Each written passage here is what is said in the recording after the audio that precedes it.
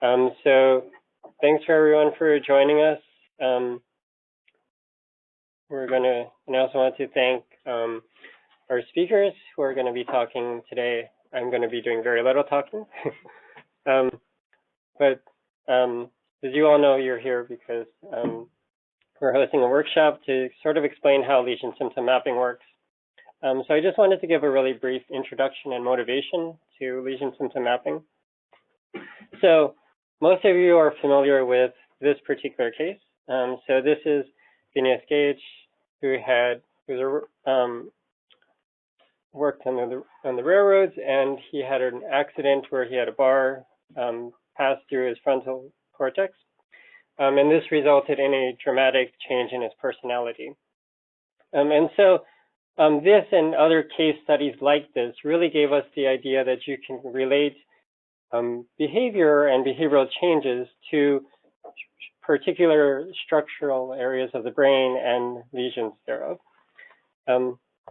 But while these case studies are really powerful and important, one of the big problems with them is that in most cases, these injuries or lesions are not into areas that are sort of nice and cleanly defined functionally.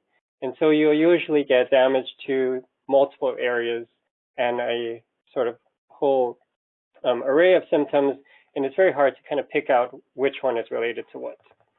So to sort of combat that problem, we want to look at sort of collapsing data across a large number of patients. And so to just kind of give you intuition for this idea, here's sort of a toy example. So let's say that you had some behavior you were interested in studying, and you tested this particular patient, and you said, oh, well, they have a deficit in this behavior. So maybe you want to claim that this behavior is related to something that's sort of in the frontal area. But then you run a few more people, and you find that this person also has the same deficit. And you're going to say, well, okay, maybe it's not quite so frontal, but at least I can be pretty sure that it's something ventral. But then you run a few more people, and you also see those people show the same behavior, and you're like, okay, now I'm really confused. And if you find a couple other people in your sample that happen to have this behavior, you can now say, well, it's probably a really tiny area located sort of dorsal and frontal. And so we want to be able to basically do this in a very rigorous and systematic way. And so that's where this process of lesion symptom mapping comes in. So basically, this is a process that allows us to relate behavioral impairments to lesion brain locations that are most likely underlying those impairments. And so this gives us insight not only into these sort of functional of particular brain regions, but it also allows us to connect our work in patients with work that's also done in other disciplines like fMRI. So basically, the goal of today's agenda and this whole workshop is to kind of give you a feel for how we do lesion symptom mapping, specifically focusing on how we do it here at MRI, but a lot of this is applicable outside of the Institute as well. In going from scanning and lesion drawing all the way to working with an aggregate result and trying to figure out how to interpret that. So this is broken down into 3 sessions. And for those of you who have brought laptops, that's great. You can follow along. We'll primarily be using MRIcron, although we will cover a bunch of other software. And all of the materials are posted on our website. So hopefully you have downloaded those in advance. All right, so with that, I'm going to turn it over to our first speaker, Austin, who's going to be talking about scanning and lesion drawing.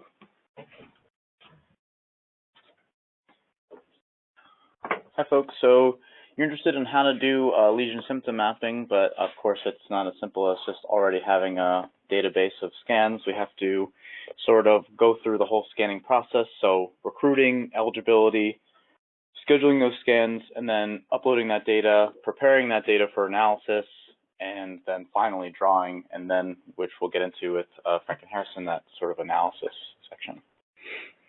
So it's obviously incredibly important to make sure that participants are safe to enter into the scanner.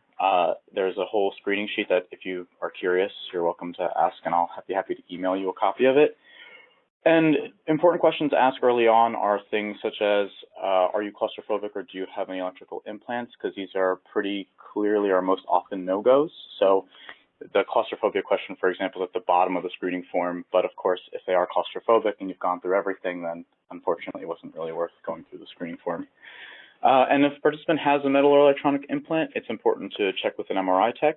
And if you're still unsure, or even the tech is still unsure, it's important to call that person's doctor or obtain their medical records for the implant surgery. I personally find it's easier to speak to the neurosurgeon or surgeon that did the surgery to begin with, because then they'll be able to just tell you as they know. It takes a lot longer to get medical records, so I prefer calling and listening directly to them.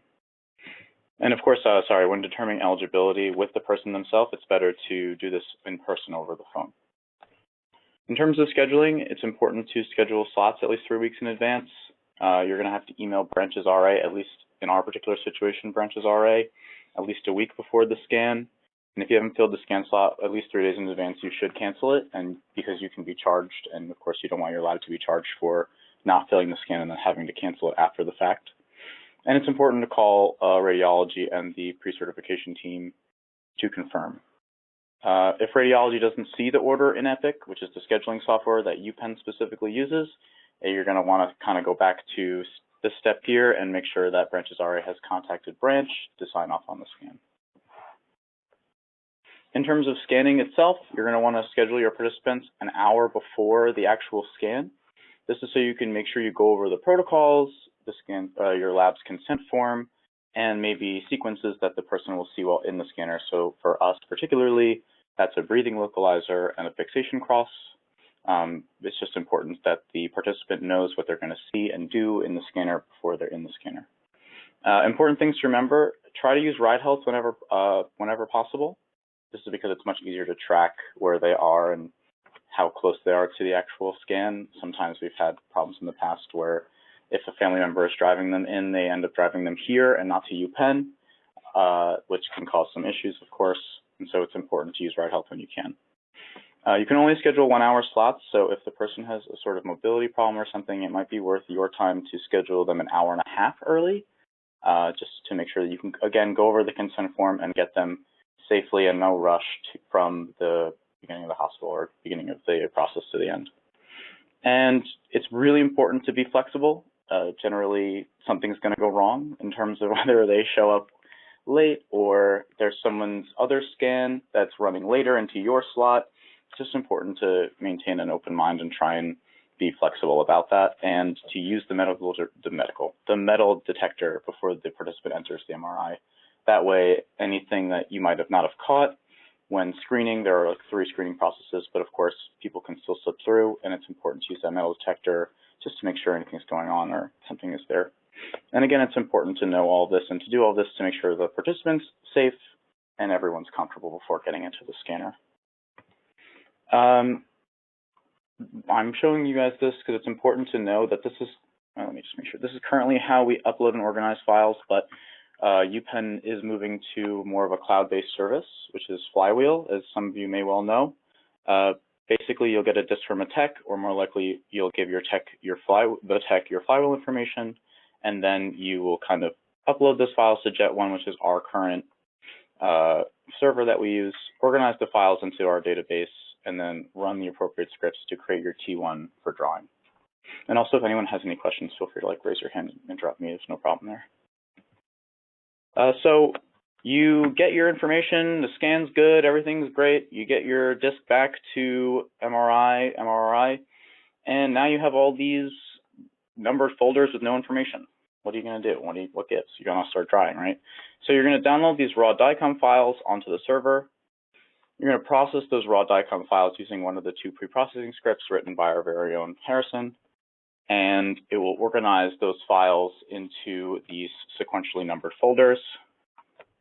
And it's important to do this so everything is nicely organized by the scripts, and that you can then create your T1 by running this specific DCM to NIX an IIX AFNI on the MP Rage folder to create your T1. And there are other programs that can create T1s as well, but you can, like such as Voxpo, but we happen to use AFNI. And before jumping into drawing, be sure to organize all the files onto Jet1 and update the master scan tracking sheet. Harrison and I have spent a good amount of time trying to organize our current scan data, so it's very important, or at least we would really appreciate it if we kind of maintain this file structure so that going forward and RAs in the future have this sort of base to follow. So you're going to organize the files on Jet1 as so. In our scan database, you're going to have scans. These are all the MRs, so you'll have the specific number. This is a fake MR number. So, and then we can have the scan from 05 and the scan from 2020. This is just so when you're looking back, you can see, oh, you know, my test date was closer to maybe 2005, so I should be using that scan, whereas more recent information, you'd want to use the 2020 scan. And it's important to kind of maintain this convention of MR with date of scan, because again, this is how we've kind of kept it organized, and every single every single participant has their own organization in that way, whether it's a CT or an MRI. So it would be really nice to maintain that convention. Austin, what's that 2005 and 2020? Oh, so this is sorry, I'm pointing and I shouldn't point. This is like a fake person I just made up. Mm-hmm. So basically what I just kind of said, oh, you know, this person was scanned in 2005, so they have an 05 at the end, because this is just like month, day, year. And this one was scanned in 2020 in this example, just so that, again, you have two sets of scans. You know that they're both MR 9999, and you want to make sure that, you know, you have the right timing for your data when you're comparing behavioral data specifically. In terms of updating the master scan sheet, I realize this is probably a little hard to see for everybody, and I apologize for that. But basically, this is just to show you that you have your MR, your lab, the date of the scan, how many discs you received, the type of the scan, all the sequences you went through, which a bunch of them are here, the full sequence list, which you'll see in your DICOMs once they're organized by those pre-processing scripts, and then any notes that you find might be relevant.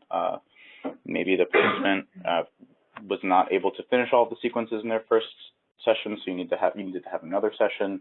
It's important to know just so people know going forward, hey, there's two discs to be looking for. If you can't find your T1 on the first disc, it may well be on the second one.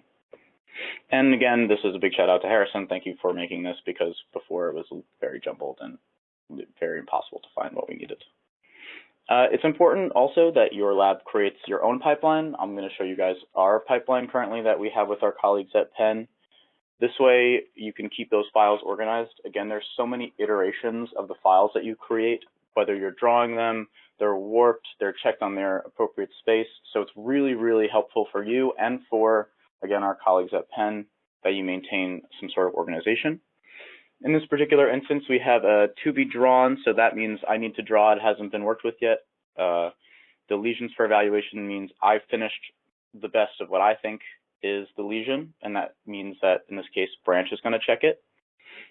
The approved native space means it's been checked by Branch, and now it's going to need to be warped. And then the 3 is once Olu and Branch have gone over it together, they're going to warp it so that we can now use it for our analysis. And yeah, any questions about anything like that? Cool. In terms of lesion drawing, this is what you'll see once you open up your T1. It's a .nii file with hopefully your MR and the month, date, year nomenclature. And I'll just kind of orient you to the buttons really quickly. This wizard hat looking button will allow you to both see the T1 under your drawing. So if you have a drawing and you click the button, you'll then be able to just see the T1, so you can compare where you're drawing versus where the lesion actually is. The pen tool allows you to draw, which is right here. Pen tool allows you to draw. This will allow you to look at one specific coordinate, both X, Y, and Z. And then there's like classic, you can fill up the inner region of your scanned outline, which is very helpful for drawing in terms of making it go by a little quicker. So lesion drawing in general is a pretty time-intensive process, as those who have started or are learning lesion drawing well may know. It can take anywhere from 4 to 10 hours based on a myriad of variables. And I'll go over those variables quickly just to kind of show examples of what you might run into or what your RAs might run into in the future if you're looking to scan. And it's important to know this too, so that people and that you guys understand that this is quite the time sink. It's an important time sink, but nonetheless, it does take quite a long time. If you add up all the time it took to recruit the person and scan them and everything, plus this, you can easily add up to 15 to 20 hours for one person to finish one scan. So we'll go through some of the variables, such as lesion size. So these are often actually the easiest to draw, just because they're so large and there's so much damage that can be clearly seen in the left hemisphere in this instance. And it will still take a good deal of time because, of course, you have hundreds of slices to go through, but they are incredibly large and you have to be sure that you have all these little details, like maybe if you can see where my mouse is right there and there, you still want to make sure you're covering those details when you do draw the scan. So they can take quite a while if the lesion's incredibly large. Another example is lesions in the lateral sulcus. So it can be very, very difficult to draw lesions in the lateral sulcus because of atrophy and so on. And I kind of want everyone to take a minute and maybe draw in your minds where you think the lesion would be. And I'll take like a quick second for you guys to do that. Cool. And I like to show this because I think upon first viewing, you might want to add all of this area that's not added by the final drawing, which is not drawn, and I'll show you why in a quick second. Because you can see in that coronal view that this is actually a healthy lateral sulcus, even though it looks like it's directly connected to the main lesion. So it's important to use this tri-view to make sure that what you're seeing is actual lesion and is veridical. It can be difficult otherwise if you're only looking in one view, and especially if you're kind of tunnel visioning on the lesion, you can lose track of what is dead tissue and what is going into that lateral sulcus area. Can I just make one comment? And that is that these are drawn in native space, and so that's as close as a representation of the person's head that was in the scan, the orientation of their head while they're in the scanner. So none of these data have been reoriented or moved in any way. So oftentimes people will sit at awkward angles because their head's really wedged in there so that they can't move. But then when you try to apply a transformation where you slice by slice go down, you'll note that it looks flat, but actually it can be tilted, right? And so that's one thing you want to keep in mind, and that goes into training, is in ensuring that we're accurately drawing those lesions and looking in multiple planes to make sure that there isn't an inaccuracy in drawing, because we have to keep in mind people's heads aren't always, rarely are they straight. Absolutely, and it's also a good indicator to look at the ventricles particularly. You can kind of see in this one that they are very lopsided in this case. So you can kind of, that also gives you some indication that there is in fact some sort of tilt in the person's orientation. And this is a similar exercise. Lesions in the ventricles can be difficult because, of course, you don't want to draw a lesion in a ventricle. They're normally empty space or filled with cerebrospinal fluid. So and when you're doing your analysis later on, if you have some people with lesions in a ventricle, it's going to look very weird for your statistical program to try and map out. It's natural for the brain to have these spaces. And I kind of want you guys, again, to maybe imagine in your mind where you think this lesion might be. And I'll give everyone a few seconds for that as well.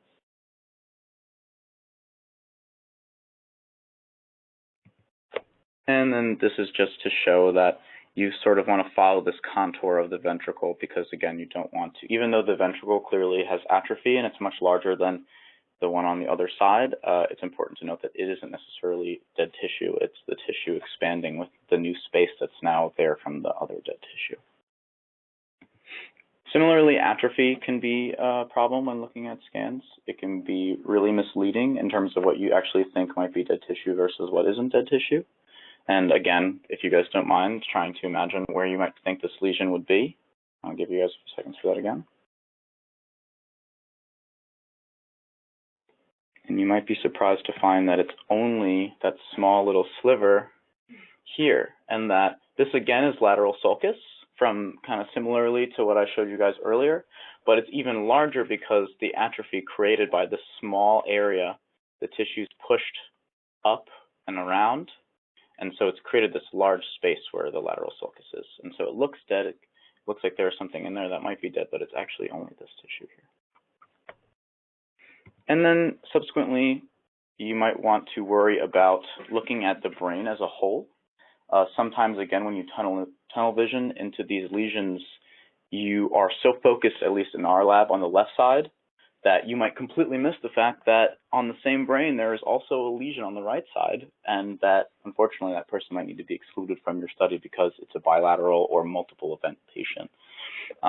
And that's just something to note or to look at, or important to step back, I guess is the best way to say it, to look at the lesion as a whole and the brain as a whole to make sure that all these things line up and that you don't have any of these issues.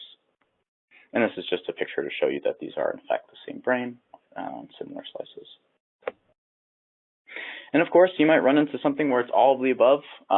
You have someone with a large lesion in the ventricles, bilateral sulcus, that is difficult to draw. It can be, something like this is very difficult to draw, whether or not you're going to want to keep that, and so on and so forth.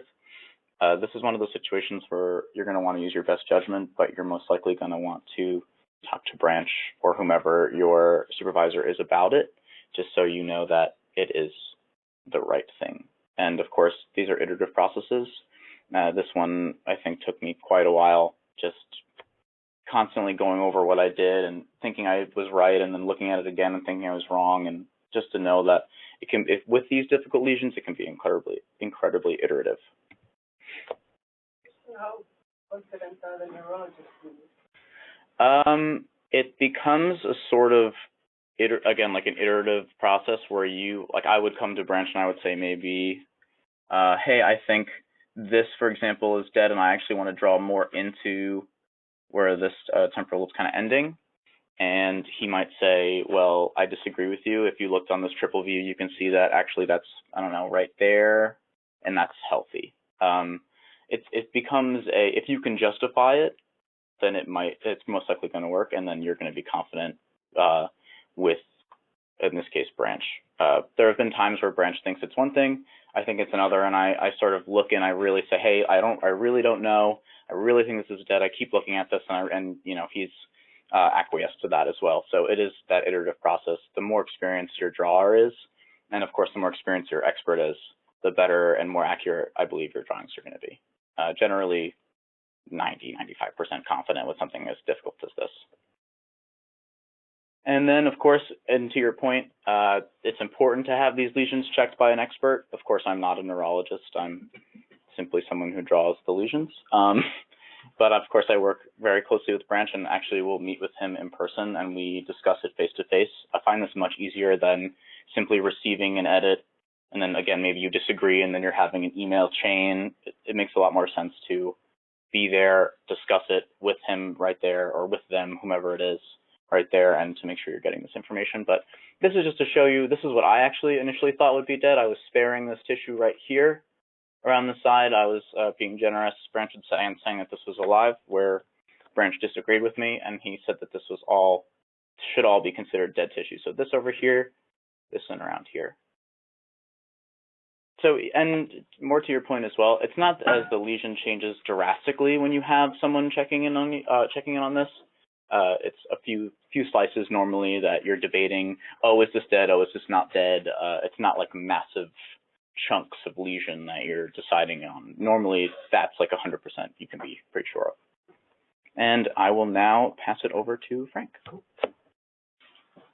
Okay, great. Thanks, Austin. So Austin just discussed how you go from acquiring the data to compiling the DICOMs into one file, right? You refer to that as a T1. So we have a T1 anatomical scan.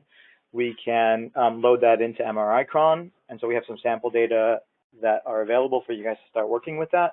I'm going to talk a bit more in concrete terms about what lesion files are, what scan files are, what lesions are, and that sets up the stage for Harrison to discuss a bit more of how the analyses proceed, okay? But just to come back to the idea of what are the files that we're working with, the basic unit of measurement in MRI imaging in MRI is the voxel, right?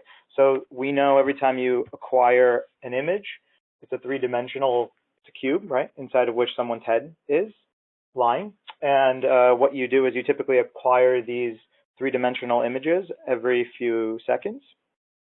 okay, to the end of your experiment. And so what that results in is an image like so, right? And so we have a coordinate space, a three-dimensional space, and we know that in some parts of that space, the person's brain is sitting. In other parts, there is no brain tissue there, okay? And what Austin then does is creates this image and starts to draw in where there may be the lesion, okay? And so what we work with is something like this in the final product. So after the lesion is drawn, verified by branch-causlet, warped into, from native space, it gets warped into a common template space. Okay, and I'm going to talk a bit about that. And then we work with an image like this for every person when we go and do lesion symptom mapping analyses. Okay, so lesions, so what are lesion files? Lesion files are drawn, are superimposed on top of a T1 or T2 structural image, right? So we typically use T1, but you can use T2 as well. And those different types of scans are meant to highlight certain tissue types, but we get by with the T1 just fine. As I mentioned, it's warped by a neurologist who has expertise in identifying the accuracy of our lesion drawing. And the final product is then warped into a common space like MNI space, okay? And the reason is because we need everyone's lesion to be drawn and to be warped into the same space so we can do group level analyses, right? So everyone has a lesion drawn and we can reference where that lesion is using coordinates such that everyone has their lesions in that same coordinate space, okay? So lesions, to take a step back, are 3D arrays, as I mentioned, that are binarized, okay? So every voxel is either 0 or 1. 0 healthy tissue, 1 lesion tissue, okay? As I just mentioned. And, you know, a typical lesion file in coordinate space is a binarized array that is 181, 217, 181. Okay, so there are over 7, you could just do the simple multiplication. There are many, many voxels, right? And we're gonna give you some lesions of individual cases. You can open it up yourself. So I'm not going to do it right now, but any lesion file you can take, open it up in MRIcron, just hit Control-I or Command-I for info, and that will give you it's either I or P for properties. I think it's I. Yeah, it's I. And that will give you details of the scan type. So it'll give you information about the coordinates, the size of the three-dimensional array. This is also referred to as information that's contained within the header. Usually header files are kind of invisible. You would need some software package to view it. It's not readily available just by looking at the nifty image, the .nii file, but MRIcron allows you to get some of that nitty-gritty detail.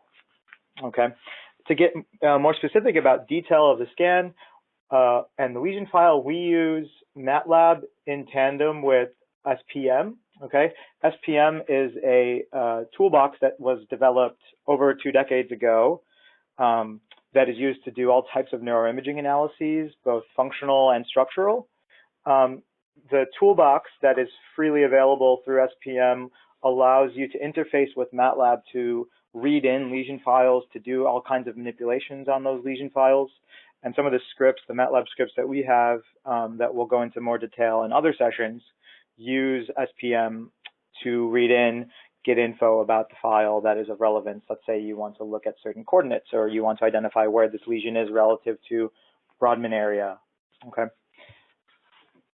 But for the purpose of today, we're going to talk about more basically the utilization of SPM to use indexing in Matlab. So we can use SPM to read in lesion files. We can use Matlab to go through this coordinate space and, for example, find all voxels that are equal to 1, right? So find all voxels that are identified as being a lesion. Or let's say we have other types of maps. So instead of lesion files, we have the outputs of our voxel lesion symptom mapping analysis, and we want to find some significance value. Let's imagine a z-score of 196, okay? So we can use indexing in Matlab to do that. And this is incredibly flexible. So you can perform all kinds of statistical operations that, you know, and once we've indexed, once we've found those voxels, we can identify where they are relative to other predefined regions like Brodmann areas. We can do subtraction. We can compute the mean value of statistical values in a subset of voxels. So it's quite flexible, okay? To give you an example of the types of analyses we're going to show you today, in particular overlap, what we can use the software package is to essentially figure out where each person's lesion is drawn in this three-dimensional space, okay? Such that at each voxel in each person's brain, you can sum 0 or 1. And what the output is a distribution map, okay? So a density of where those lesions overlap. It looks something like this in this cartoon example. But if you focus instead on sort of the real world, this is the type of map you get from the outputs of the analyses that we perform, okay, where hotter colors indicate where there's more overlap across your group of participants. And so this is important to keep in mind because you want to make sure the analyses you perform are in voxels where there's adequate coverage. If only one of your subjects has a lesion there, it's probably not a good area to look in, given that the rest don't have lesions there. For the lesion overlap at the bottom, does the 1 mean just one person has it there and then 10 people have it? Yeah, the minimum is actually 3. So we typically do 10% of our Population. So if you have 50 people, you look at a minimum of 5, something like that. I mean, there is no set convention in terms of how different labs will do different things, but here at MRI, the tradition has been to use 10% as your cutoff, just to make sure you have adequate coverage. Okay, and so this technique, this is one example in terms of summing at the voxel level across subjects to identify the degree to which that voxel is lesioned. But you can use this approach of indexing in Matlab and using SPM functions to also do subtraction analyses. So Harrison's going to talk about how we can look at subsets of participants to see where those who are impaired have lesions relative to those who are unimpaired in a behavioral task, where their lesions are. You can instead, for example, focus on a specific Brodmann area or any type of ROI from the literature, so you can identify voxels within an ROI and do your analysis specifically in there. The indexing approach in Matlab is very flexible and allows you to do numerous types of analyses depending on what your research question is and what you're focused on doing. Okay. I think now Harrison's going to take over, and then I'm going to come back at the end and talk a bit more about some of our Matlab functions. Okay, so before we jump into subtraction maps, first, I'm just going to go through briefly a little bit about MRIcron and how you view lesion files in there and how you make overlap maps with it. So if you have MRIcron downloaded, you could open it up and we can go over how to do that. All right, so this is the default view you should get when you open MRIcron. Before we view any lesion file, though, first we need to open up a template where we can view it onto. So if you go File, Open Templates, you'll see there's a whole host of ones that come with MRIcron from default. For example, the AAL mat list or the Brodmann map. We typically use CH2BET. And then if you just go over to Overlay Add, you can then just select the lesion file that you want to add. So where it is.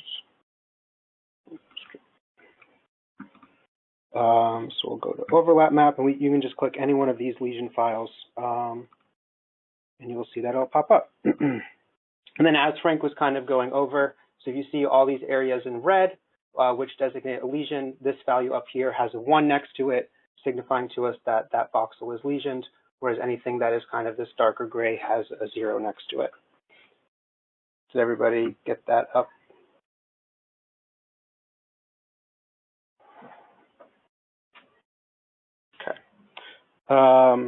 So then, if you want to view this lesion from a couple of different perspectives, the first is what we call render. So you can't see the my top bar up here, but if you were to go to Window and then Render or Command R on your keyboard if you're using a Mac, you should get something like this, which needs to be changed around. So change the azimuth to 270, and then the elevation to 0. It should change.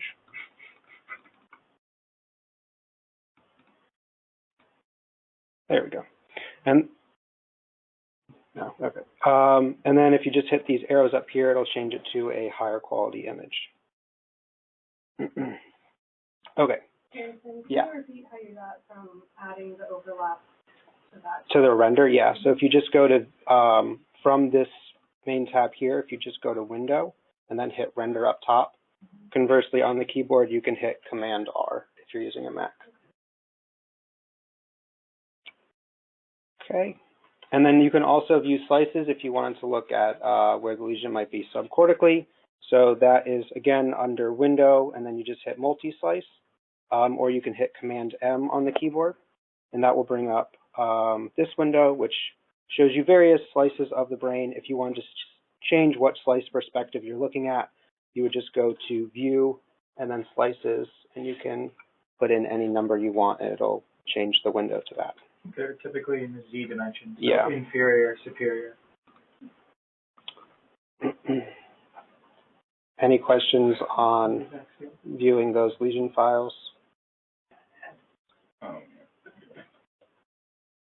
You got it? Have it. Okay.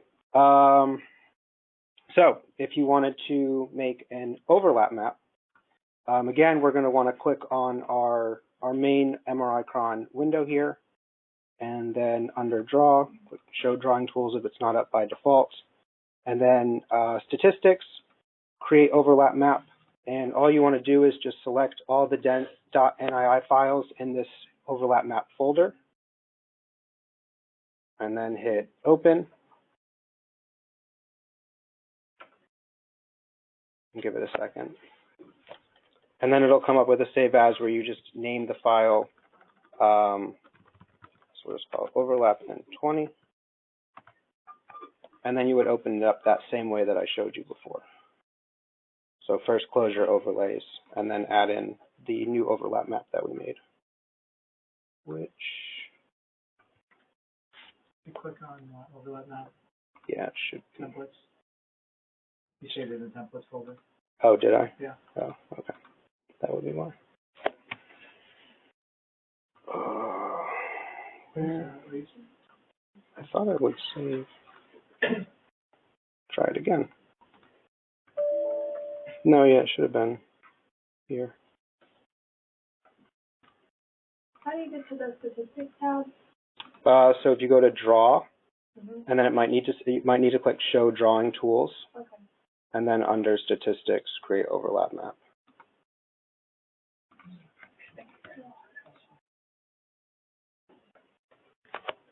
Oh, you're right, I did.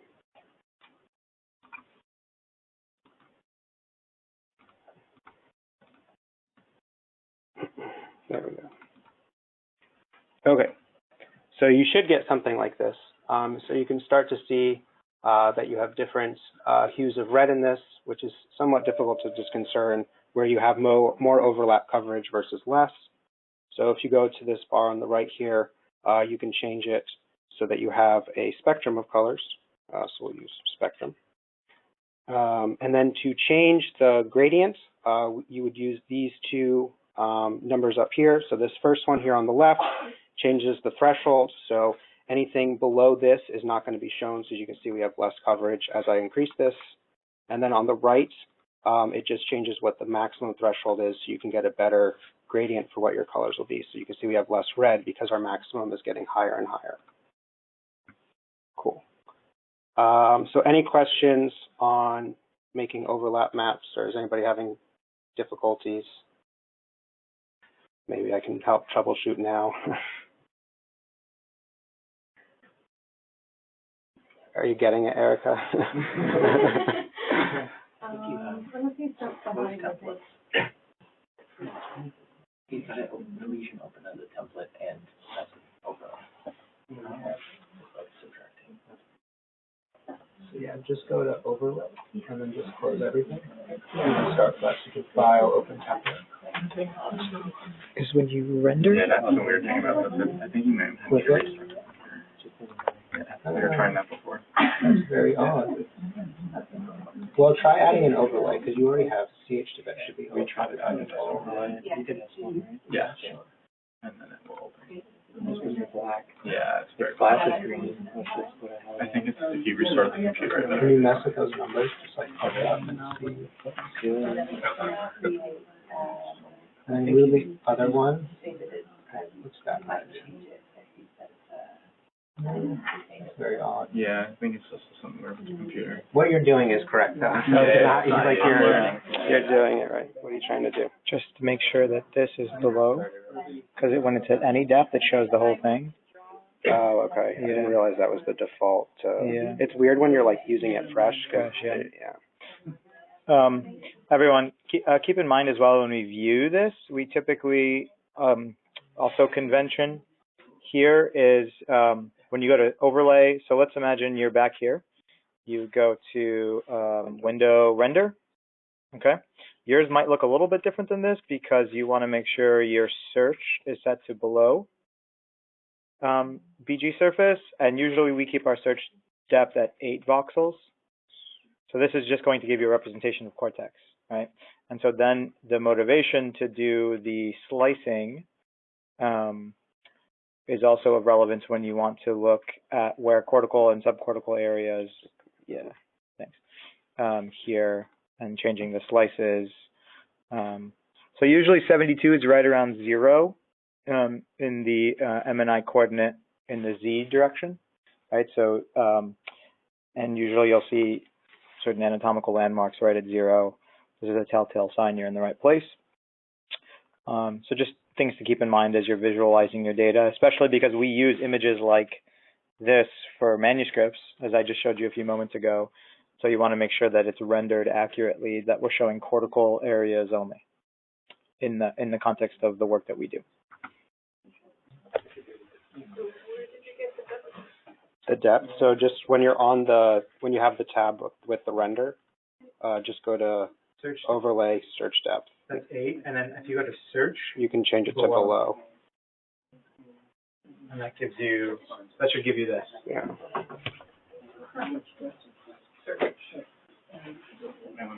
That's what you want, what you have highlighted is correct. The default, this is our default, sometimes when you download it fresh, like it looks like it wasn't set to this. So then it gives you the whole map, and it looks a bit funky because it doesn't respect the anatomy, it just shows you the whole thing.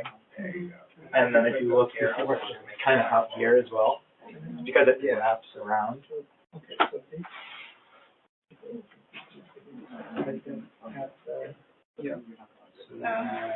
So just to Crystallize this. Typically, this is an analysis with 20 subjects.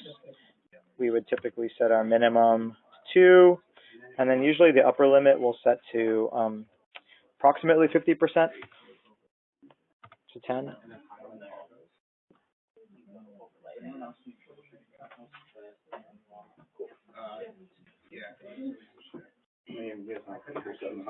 Not really my own. And it's absolutely terrible how many things I know because of voting. Sure. So then give that a second and it'll compute the overlap map.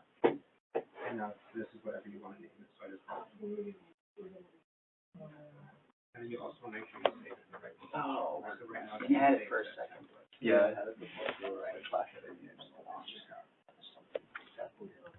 think if it was like this. I mean, But you did, and it didn't work.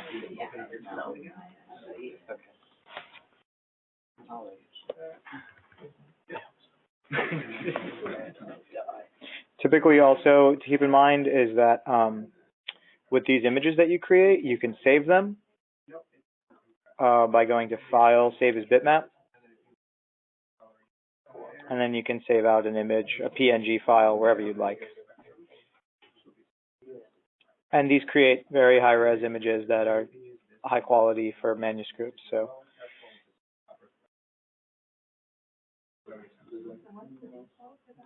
the default for what? The threshold? I don't know why. It just chooses.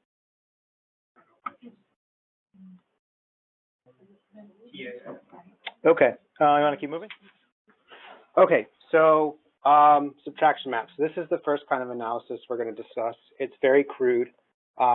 It's anything. It's just if you have maybe some pilot data and you want to get a feel for what if you have, like, for example, 2 groups or a behavioral score that's on a continuous measure and you want to see how people are performing really well versus those who are performing much worse or doing, you can get an idea of if there's any kind of localization to their behavioral effects neuroanatomically. So what you do is you basically make a high group overlap map and then a low group overlap map, and then you're just subtracting them from one another to get a new overlap map to see where the differences are. To actually execute that, you're first going to want to divide your participants into a high and a low group based off of a given behavioral score. Typically what we do is we use a median split, and I would also recommend cutting out either the middle 10 or 20% of your sample. So then your middle, what determines if they're in a high or a low group, is less arbitrary, and you're only dealing with really extreme scores. Then you want to make your overlap map for each group using the steps that I just showed you. And then you subtract your high group from your low group, and then also do the opposites. You'll end up with 2 overlap maps, and then you'll plot them on the same brain, and I'll show you what that looks like in a second. You could do this with, I'm sure, any number of programs. Typically, a lot of our lesion analysis, at least in this vein, are done with Voxel and Terminal. In this PowerPoint, which I think is going to be posted onto the website, has the code that I used to make the overlap maps for this tutorial here. And then I also commented in the code like what I'm doing in each step. So if you have any questions, you can just kind of use that. But for the purposes of time, I don't think I'll be going over that today. And then finally, whenever you get your output with Voxel at least, it's going to, whatever your output map is, it's going to mess it up. It's not going to be aligned to the CH Tibet template that we just were plotting everything on. So you're going to want to make sure you've reset that to your template. So when you view your image, it actually makes sense neuroanatomically. And then, yeah, plot both of your maps onto the template brain. So again, this is all in the PowerPoint, which will be posted, but I have in here the Voxel commands that I used, and then the output of the terminal here. And then just to show you. So this is also all in your folder. So before we were in the overlap map. So if you just go back one directory, there should be a folder called Subtraction Maps. So in here is the template brain, CH Tibet, an Excel file with behavior scores that I've already split into a high and a low group, and then all the lesions for the high group and their overlap map, all the lesions for the low group and their overlap map, and then finally an output folder which has the high subtracted from the low subtracted from the high, and then both of those outputs set to the CH Tibet template.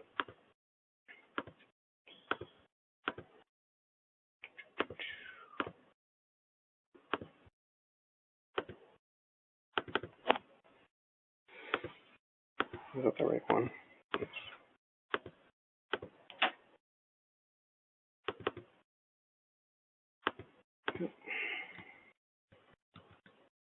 Okay, so as you can see, not much here. Again, this is a really crude analysis, but you can kind of start to see where maybe there might be some difference between the high and the low group. This is also only done with 20 people, and I think I cut out like the middle 6. So we're looking at differences in overlap maps between 6 or 7 people. So you're not really going to disconcern much of a difference here. So that's why we don't really use that technique all that much now. It's mainly just, again, crude analysis if you want to see what was going on. However, what the field has been using for some time now is VLSM, which is a more formal statistical analysis if you have 2 lesion group or 2 groups of participants and you wanted to see, or a behavior measure, sorry, and you want to see how a given voxel influences behavioral scores. So what we do is we take all our participants who have a given voxel lesions and we gather their behavioral scores, and then all of the participants without a lesion in a given voxel and can take a look at their behavioral scores. And then you're simply just running a t-test to compare the difference and if that difference in that voxel is statistically significant or not. So again, you're doing this in each voxel of the brain. And as Frank said, there are hundreds of thousands of voxels in the brain, so you need to make sure that you're correcting for the number of tests that you're running. There are a couple of different ways you could do this. Again, we use Voxpo to do most of these kinds of analysis. So in Voxpo, they use a false discovery rate or FDR correction. And all that's doing is just you can set a threshold for the amount of false positives that you're going to have in your analysis, and then use that to correct for the number of tests that you've run. There are also a couple of other things you're going to want to consider before running these kinds of analysis, not only for the VLSM, but also the other ones that we're going to talk about next week and the following. And that's the lesion threshold. So as Frank mentioned, we typically run 10% of our sample. In smaller sample studies, so if you only had 20 participants, we would typically use 3. So whichever is higher, 10% or 3. And then finally, you need to also consider how you want to correct, or if you want to correct for total lesion volume. So one of the big confounds with this kind of research would be that people who have larger lesions are just naturally going to have lower behavioral scores because there's more damage. So you want to make sure that whatever you're capturing isn't just people who have the bigger lesions. So there are a number of different ways that you can correct for that. I'm not going to get into that next week, or this week rather. I'm going to talk about that next week when we discuss SVR, but do keep that in mind. As for actually running the VLSM, so the first thing you want to do is make a 4D map. So this is basically a map of all your lesion files in one compressed .NII file. And then you want to create a document with your behavioral scores. Now, with VoxBo, it's not particularly friendly to text or XLS files, so you have to make this with a different program. We use Emacs, but I'm sure there are other ways you can make extensionless files. And then finally, when you do this, you want to make sure that your behavioral scores are in the same order as the lesion files, because the way it's going to work is it's just going to look at your first behavioral score and your first lesion, and then pair them together and go through the list iteratively. Finally, you want to run the VLSM analysis. Again, there are a number of parameters that you want to consider, such as your lesion threshold and also the direction of your score. So VoxBo assumes that you're interested in, I think it's only higher scores, so if you're interested in the opposite, you want to make sure you tell it that.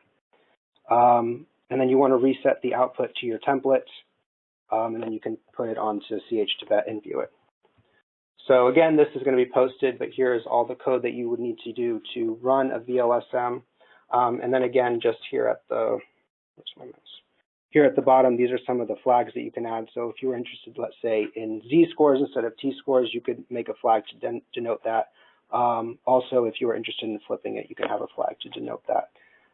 Finally, with the FDR, I put a 0 here. So when you do that, you're not telling VoxBo that you're interested in any one given FDR correction value, but instead you just want to see what a range of FDR values are, and then you can kind of go from there to see how strict you can be with the amount of tests that you run.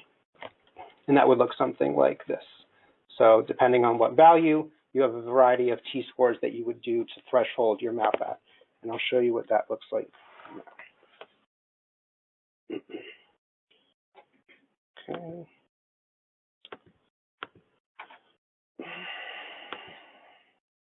And again, there's a folder that has all of these materials in here in the VLSM. And then if we just go to the output, oops.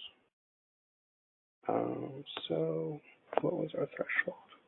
2.62 for an FDR of level 1. So we'll just set the lower bound. Oops. Okay. And it might look something like this. Again, this is without total lesion volume corrected, so that's why there's so much coverage here. If we were to correct for total lesion volume, we would lose a lot of coverage. But as before, where those values were 1 or 0, each voxel now has the value of the t-test that we ran. So you can get an idea of how significant one voxel is when looking at your behavioral score. Any questions on that? No? Okay. I just want to come back to what I talked about earlier, using SPM, Toolbox, and Matlab to do indexing, because now let's imagine you have a map and you want to start identifying peaks, clusters, voxel coordinates, etc. We have a script that is written to take essentially 2 maps. One is a statistical map, and the second is an atlas, like Brodmann area or AAL. Those 2 are commonly used. Taking these independent regions of interest, and then asking what is the statistical value in the atlas map in a specific region of interest, like Brodmann area 45. Let's say we're looking at IFG, for example. Okay. And so typically what you need to do is you need to look in the map. So you have your atlas map as your index, you have your statistical map, you know a threshold of significance, and you ask what is the, for example, ROI, what is the coordinate, the XYZ coordinate in MNI space of the peak area in a specific region, and that's typically what you report in a manuscript. Okay, and this is just a video just to show you what the AAL template looks like, if I can get it started. Okay, it took a couple moments to make this, so I'm going to show it just to justify having made it to begin with. But, you can loop through every region here. Let's imagine this blue area and the temporal lobe there. and you can extract out the statistical values from the resulting map that Harrison just showed you to look at if they're, where is the peak area within that template area, okay? No, we don't need to show it again. Sorry. I know, I'm so fast. Actually, I lost the mouse. I might have to. Okay, so now that we have a whole brain statistical map, let's identify peaks, clusters, and coordinates. As I mentioned, we have a Matlab script. I'm just going to walk you through briefly what this script does in the abstract. We are going to make this available as well, so you can use it and tweak it as well based on what you need to do for your analyses. So we're happy to guide you in that direction. So just briefly, see if I can find the mouse. It seems to be, there we go. Okay, so it asks you, there are essentially three inputs. One is your threshold. What is your voxel threshold to determine significance? Let's imagine it's 196, okay? Or as Harrison was saying, let's imagine you have an FDR value. You would give it that number here, your threshold at FDR05 is quite typical, okay? Then it asks to read in using SPM functions to read in your statistical map, and then as a second map to read in a atlas, okay? This could be a Brodmann map, it could be the AAL template, whatever you're going to use in order to reference your statistical map to an independent atlas that is used in the field, okay? You give it those three values, and then the script then loops through each region within that map and does statistical and acquires basic statistics in each subregion, okay, basic stats from the map, okay, and I'm just going to walk through the script. This is basically it. This is all you see is what it does is what you're seeing here, okay. So the first thing it's going to do is it's going to identify all unique subregions, all unique values within a Brodmann map, for example, okay. It's then going to march through each unique region, and it's going to identify all voxels in the stat map that overlap with subregions in the atlas map. So if we're only doing the analysis in the left hemisphere, you're only going to get left hemisphere regions. So this script is set up to be able to take in any map, and it's only going to pass onto the next stage if there's actual overlap between the atlas, the Brodmann map, and regions from your own map, okay? So if there are no voxels that exist within the atlas map and your own map, if there's no overlap there, then it's going to skip that. Okay, and so what it's going to do then is it's going to find all of the overlapping voxels. It's then going to find the peak voxel within the subset of voxels in that atlas area. Okay, so what it does is it finds all of the overlap between your stat map with voxels that are indexed based on the Brodmann map. So it's going to say, let's look at Brodmann area 45, extract all of the coordinates from Brodmann area 45. That's what we refer to as temp voxel indices. Okay, it's going to pull out the data from your stat map from a given Brodmann area. It's going to then sort those based on the peak. So it's going to say, take all of the data, sort the statistics, the statistical t-values, let's say, based on strongest to weakest. Okay, it's going to find the peak value in this case, because typically we look at the peak. This can be tweaked to identify any voxel you want. Let's say you don't want to look at the peak, you want to look at the minimum, if that's of relevance for you, okay? So this can be tweaked, and like I said, I'm happy to help those who want to edit the script, but it finds the peak, okay? And what it does is it then converts the peak from a voxel coordinate to an MNI coordinate. I'll spare you some of these details right now, but the point is that ultimately what you report in the paper is the MNI coordinate, but you can refer to an MNI coordinate both in a different format, which is that every array is 181, 217, 181. There are no negative values there, right? It's just the beginning and the end in each dimension, but there are often negative values in MNI space because that's what we use to refer to the left hemisphere. For example, X values that are negative typically mean that you're in the left hemisphere. X values that are positive typically mean you're in the right. So this transforms the voxels into MNI coordinates using a simple linear transformation, and then we get the average, the center of gravity of the peak. Okay, so sometimes you can have multiple regions within an multiple voxels within an independent atlas region, like let's imagine Brodmann area 45, you could have multiple values that in the stat map that have the same peak. Okay, so let's imagine we find all the voxels with a value of 3. We figure out the center of gravity of those voxels, okay? And then what we do is we report the X, Y, and Z coordinates, what I'm showing you here. Okay, let me just walk you through from start to finish. What we get first are the total number of voxels in a Brodmann area. We get the total number of voxels in a Brodmann area that are in a cluster. Okay, so we have, let's say a Brodmann area has 10,000 voxels, and in our stat map we identify significant, like 500 significant voxels. Those 500 voxels are a cluster. Okay. This also writes out the identity of that Brodmann area. So let's imagine we're in Brodmann area 45. That's what we're going to get in this third column. Fourth, fifth, and sixth column are going to give you X, Y, Z coordinates, the peak X, Y, Z coordinate. Seventh column is going to give you what that peak value is. And the eighth column is going to give you how many voxels within, for example, Brodmann area 45 had a peak voxel. So as I mentioned, you might find some voxels that have a similar t value of relevance. Let's say they're all equal to 3. It's going to tell you how many are equal to 3. Okay, so this gives you an idea of the volume, the three-dimensional size of the cluster of significant voxels within every Brodmann area in this analysis, but it could be an AAL template map as well. So this is coded flexibly to be able to work with any kind of template that you give it. Okay, so I just kind of walk through in the abstract what this script is doing. Are there any questions? Yeah, so the line that you refer to as a cluster, it's not technically a cluster, right? Because it's just looking for voxels that are over the threshold. Yeah, so, yeah. Spatially continuous, right? So what this is doing is saying this is all of the voxels in there, how many are significant within there.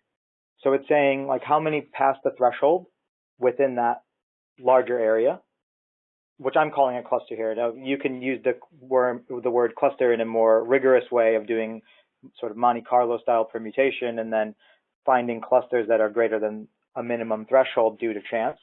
What I'm referring to here is just saying in a statistical map, in the Brodmann template, let's imagine area 45, we know there are a certain number of voxels. How many voxels within area 45 in our stat map are suprathreshold? That's all that this is saying. Right, so there's no spatial location. There's no spatial content there, but typically what we want to know is, are we identifying, is there significant voxels that contribute to the peaks that we're looking at? Are there only 1 or 2 or 3, or are there many significant voxels there that are contributing to in any given area? So what this gives us is an identity, it gives us information about how many lesion voxels that pass the threshold in that map are there to begin with. We also have scripts, I'm not going to talk about it today, but we also have scripts that use SPM functions to perform clusters analysis. So specifically what it does is it determines of all of the voxels in a stat map, how many form a cluster and what is the size of that cluster. And then what you can do is say, I only want to look at clusters that are greater than 500 contiguous voxels or 1,000 contiguous voxels. That's independent of this approach. And it could be the case here that if your regions happen to have 2 spatially distinct activations, yes, one, it could be misleading because it should be counting both of them in that, but the peak would only represent. It's only the peak, yeah. So you can do that. This approach, the approach here is just identifying the just the peak coordinate, right? But you can also ask, instead of looking, here and taking the first value of the descending peaks, you could take 10%, 20%. I mean, it's very flexible. So here we just use it to identify the strongest value. And usually we use this script in tandem with the other script I just mentioned that identifies clusters within a map, to look at the composition of those clusters, where they overlap with Brodmann template or the AAL template as well. So I think part of the problem with looking at spatially contiguous clusters in a particular Brodmann area is that the clusters may actually be connected in another Brodmann area. Yeah. And so you would want to say, well, there are two clusters in this area, but really it's a single continuous sort of lesion location.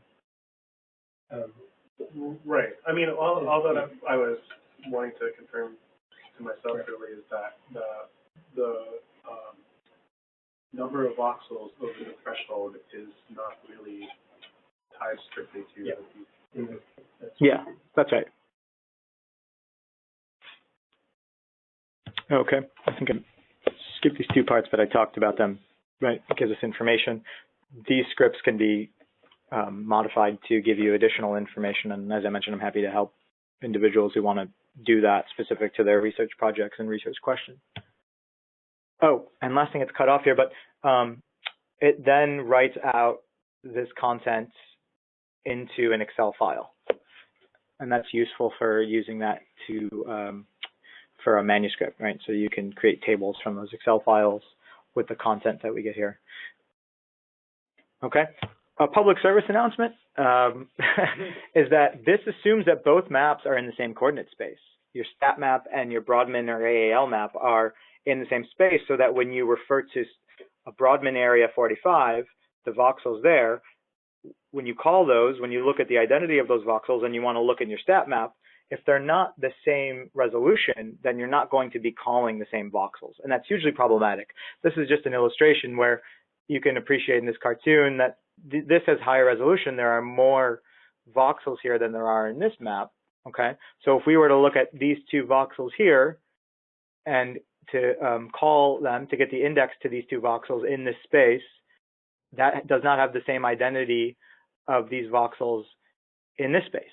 Okay, so you need to know, always know the dimensions of your lesions, know the dimensions of your maps, and know the atlases that you're using in your analysis. Once again, you get that information even within MRIcron by looking at the info of your file. So you can even read in a lesion file. You don't have to overlay that lesion on a brain. You could just open a lesion file in MRIcron and get info about that.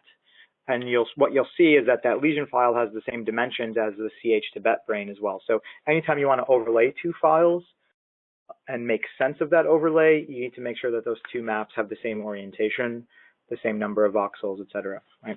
So that's what Harrison was mentioning earlier about some of the functions of VoxBo, which reorient the data after you do an analysis. That is because you want to make sure that when we talk about XYZ space, that we're talking about the same number of voxels and the same orientation across different types of maps.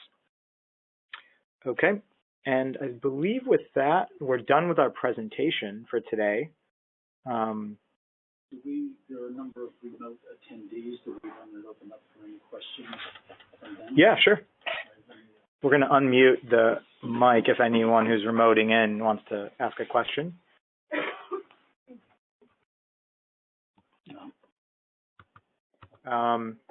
So we're available to chat, or you can email us. We're happy to take any questions. We're going to talk about analyses in more depth next week, including doing machine learning variants of lesion symptom mapping that are more adept at handling lesion volume, because that is incredibly problematic in doing analysis of voxel lesion symptom mapping and controlling for that as accurately as possible.